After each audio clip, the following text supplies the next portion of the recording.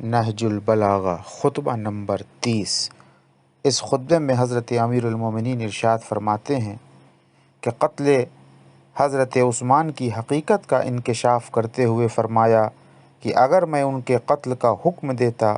تو البتہ ان کا قاتل ٹھہرتا، اور اگر ان کے قتل سے دوسروں کو روکتا تو ان کا معاون و مددگار ہوتا۔